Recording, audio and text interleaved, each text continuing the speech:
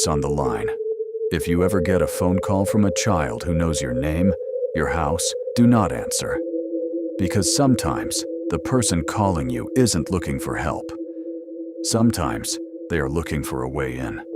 And if you want more terrifying stories like this, make sure to follow and stay until the end. Daniel always hated old houses. Not because they were creepy, not because they had strange noises, but because old houses always came with one thing nobody could explain: a history. After moving into his new home in a quiet American neighborhood, Daniel thought he finally found the perfect place. It was cheap, spacious, and far enough away from the city. The only strange thing was the old phone line. The house still had a landline phone mounted on the kitchen wall. Daniel never used it. His friends joked about it. "Who even has a home phone anymore?" His friend Mike laughed. "Ghosts," Daniel replied. They both laughed. But that night, at exactly 3:17 a.m., the phone rang. Daniel woke up. He stared at the ceiling. The phone rang again and again. Slowly, he walked downstairs. The house was completely silent. The phone rang a fourth time. Daniel picked it up. "Hello?" A little girl's voice answered. "Hi, Daniel." His blood ran cold. "Who is this?" The girl giggled. "You know me." Daniel looked around the dark kitchen. "No, I don't." The girl became quiet. Then she whispered, "I'm in your house." Daniel froze. He immediately turned on the lights. The kitchen was empty. "Nice try," Daniel said nervously. The girl laughed. "You always say that." Daniel felt a chill. "Always," the voice answered. "Yes, every night." The call ended. Daniel stood there holding the phone, trying to convince himself it was a prank. Maybe a neighbor. Maybe a kid messing around. Maybe someone had hacked the phone. Anything was better than the truth. The next morning, Daniel asked his neighbor, Mrs. Wilson, about the old phone. Her face changed. "You shouldn't answer that," Daniel laughed. "Why?" She looked at the phone through his kitchen window. That line was disconnected 10 years ago. Daniel stopped smiling. "Then who called me?" Mrs. Wilson didn't answer. She just walked away. That night, Daniel unplugged the phone. He cut the cable. He even threw it into a box outside. Then he went to sleep. At 3:17 a.m., his cell phone rang. Unknown number. Daniel stared at the screen. His hand started shaking. Then he answered. "Hello?" The little girl spoke. "Why did you throw my phone away?" Daniel jumped out of bed. "Who are you?" The girl giggled. "My name is Lily." The room suddenly became freezing cold. Daniel looked toward his bedroom door. It slowly opened. "Lily," he whispered. The girl replied. "Yes." A small voice came from behind him. "You finally heard me in person." Daniel slowly turned around. Standing in the corner was a little girl, wearing an old-fashioned white dress. Her eyes were dark. Her skin was pale. She smiled. Daniel screamed. Then he grabbed the nearest thing he could find, a baseball bat. He pointed it at her. "Stay away." The ghost child tilted her head. "I don't want to hurt you." Daniel lowered the bat slightly. "Then what do you want?"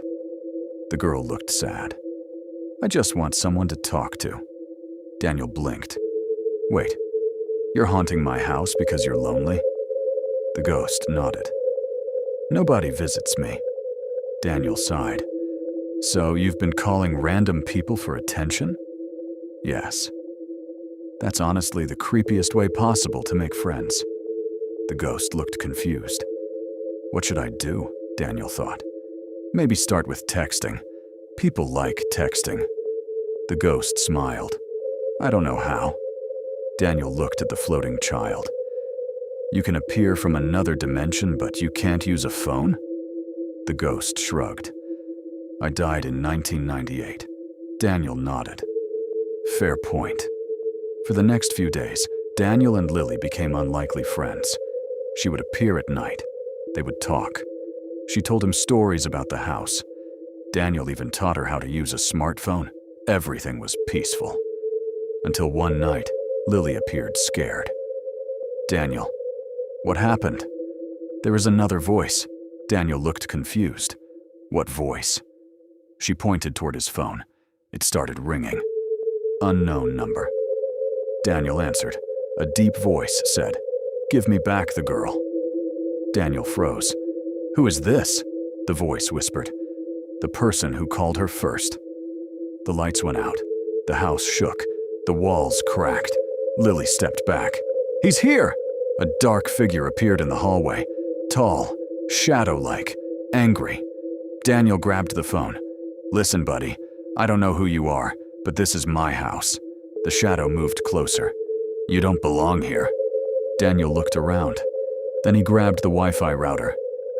"Nobody scares me after I spent 3 hours fixing internet problems." The shadow stopped. Even the ghost girl looked confused. Daniel held up the router. "This thing has survived more terrifying things than you." The shadow disappeared. The lights returned. Silence filled the house. Lily stared at him. "Did you just defeat a ghost with Wi-Fi?" Daniel shrugged. "I don't know, but customer service never helped me, so maybe this was its purpose." After that night, Lily never scared Daniel again. Instead, she became the quietest roommate anyone could ask for. She didn't eat his food, she didn't make noise, and she never complained about rent. The only strange thing was, whenever someone called Daniel late at night, Lily would answer first. One morning, Daniel's friend, Mike, visited. He saw the old phone on the wall. "Still keeping that creepy thing?" Daniel smiled. "Yeah." Suddenly, the phone rang.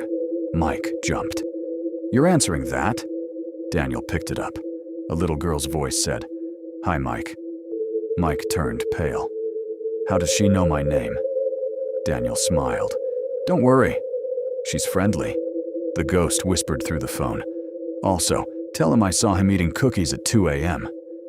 Mike looked shocked. "Wait, ghosts can snitch?" Daniel laughed. "Apparently, yes." And from that day on, Daniel learned one important lesson. Not all ghosts want to scare you. Some just want a friend. But if a child calls you from an old, disconnected phone, maybe don't pick up. Unless you have snacks.